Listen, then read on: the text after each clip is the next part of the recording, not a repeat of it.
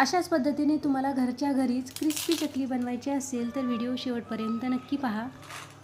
Hello friends, मी रेखा special Marathi रेसिपीजमध्ये आपल्या सर्वांचं खूप खूप स्वागत आहे।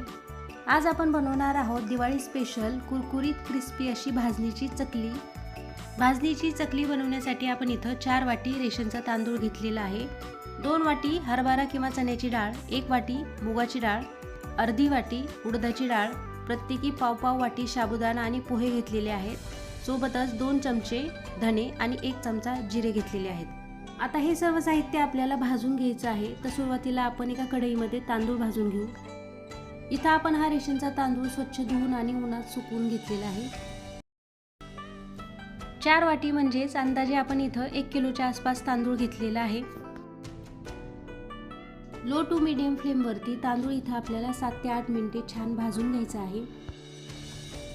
तांदूळ भाजून घेत असताना उलथण्याच्या साहाय्याने सतत खालीवर करत राहायचं आहे, त्यामुळे तांदूळ हा सगळ्या बाजूंनी सारखा भाजला जाईल।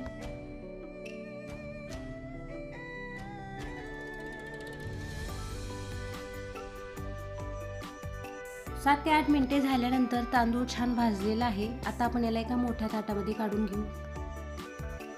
त्यानंतर कढईमध्ये हरभऱ्याची म्हणजे चण्याची डाळ भाजायला घेऊ। चण्याची डाळ इथं आपल्याला 3 ते 4 मिनिटे छान भाजून घ्यायची आहे।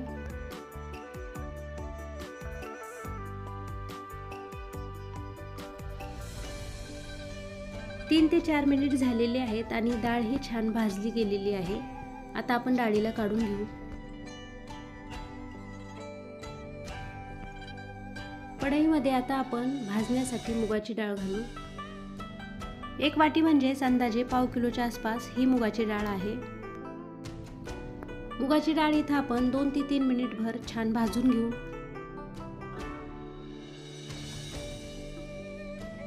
सगळ्या बाजूंनी डाळ छान भाजली जावी यासाठी अधूनमधून उलथण्याच्या साहाय्याने डाळ खालीवर करत राहायचं आहे।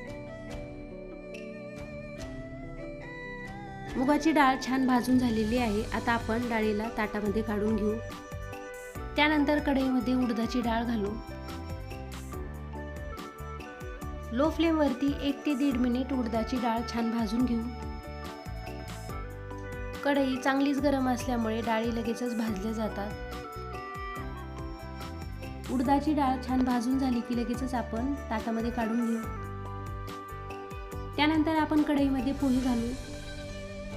अर्धा मिनिटभर पोहे छान खालीवर करून झाले की आता आपण ताटामध्ये पोहे काढून घेऊ आणि कढईमध्ये साबुदाणा घालू। साबुदाणा अर्धा मिनिटभर छान भाजून घेऊ।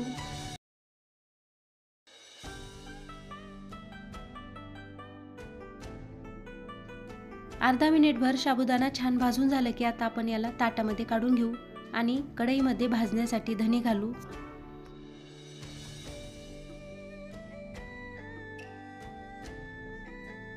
गरम कढईमध्ये धने थोडीशी खालीवर करून झाले की सोबतच यामध्ये आपण जिरेही घालू। कढईमध्ये जिरे घालून 1-2दा खालीवर करून घ्यायचे आहेत आणि त्यानंतर इथं आपण गॅस बंद करू। भाजून घेतलेले धने जिरेही आता आपण ताटामध्ये काढून घेऊ। आता हे सर्व साहित्य एकत्र करून घेऊ आणि थंड झाल्यानंतर गिरणीमधून किंवा घरघंटीमधून दळून आणू। आपण इथं सर्व साहित्य एकत्रित भाजून घेतलेली नाहीत, वेगवेगळी भाजून घेतलेली आहेत। याचं कारण असं की प्रत्येक साहित्य सेपरेट भाजून घेतलं की ते खमंग आणि सर्व बाजूंनी सारखं भाजलं जातं आणि त्यामुळेच बनणारी चकली ही अजून चवदार आणि क्रिस्पी बनते।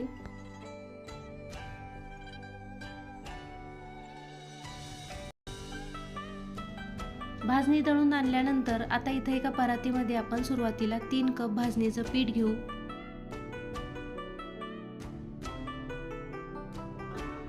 त्यानंतर पिठामध्ये 1 चमचा ओवा, पाव चमचा हळद, 2 मोठे चमचे पांढरे तीळ, 2 मोठे चमचे लाल मिरची पावडर आणि चवीपुरतं मीठ घालू।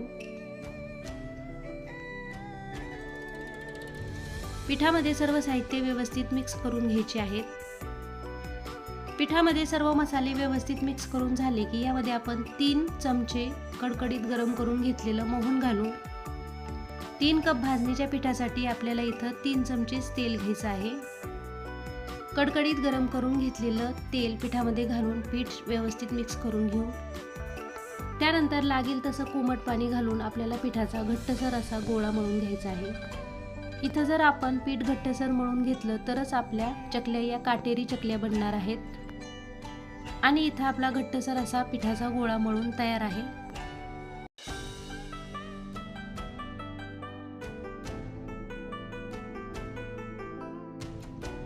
आता इथे आपण चकलीच्या साच्याला आतल्या बाजूने तेल लावून चकलीची प्लेट साच्यामध्ये व्यवस्थित ठेवून यामध्ये थोडासा पिठाचा गोळा भरून घ्यायचा आहे। साच्यामध्ये पीठ भरून झाल्यानंतर साच्याची वरची बाजू व्यवस्थित फिरवून लावून घेऊ। त्यानंतर एका ताटाला किंवा पोळपाटावरती थोडंसं तेल लावून आपण चकली बनवायला सुरुवात करू।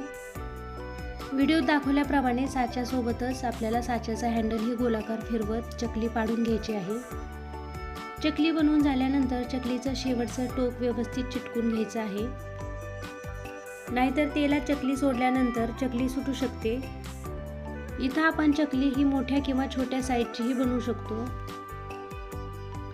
आपण इथं सर्व चकल्या या मीडियम साईजच्या बनवून घेणार आहोत। आता एकदमच आपल्याला सगळ्या चकल्या बनवून ठेवायच्या नाहीत। आपण गॅसवरती ऑलरेडी तेल तापायला ठेवलेलं आहे। सुरुवातीला इतक्या चकल्या आपल्या बनवून तयार आहेत। आता आपण यांना तळून घेऊ। तेल छान तापलेलं आहे। आता आपण उलथण्याच्या साहाय्याने अशा पद्धतीने चकल्या घेऊन तेलामध्ये सोडू, त्यामुळे चकलीचा आकार बिघडणार नाही। तेलात मावतील एवढ्याच चकल्या आपल्याला तेलामध्ये सोडायच्या आहेत। काटा चमच्याच्या साहाय्याने अधूनमधून चकल्या खालीवर करत राहायच्या आहेत, म्हणजे दोन्ही बाजूंनी छान तळल्या जातील। मीडियम फ्लेमवरती चकली ही खमंग आणि कुरकुरीत होईपर्यंत तळून घ्यायची आहे। चकली सोनेरी रंग होईपर्यंत तळून झाली की आता आपण यांना काढून घेऊ आणि अशाच पद्धतीने आपण उरलेल्या चकल्याही बनवून तळून घेऊ। आणि इथं आपल्या सगळ्या चकल्या बनवून तयार आहेत। मग माझी ही दिवाळी स्पेशल रेसिपी तुम्हाला कशी वाटली कमेंट करून नक्की सांगा।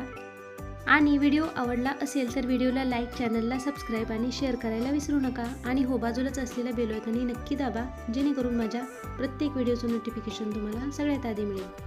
पुन्हा भेटूयात पुढच्या रेसिपीसोबत। तोपर्यंत नमस्कार।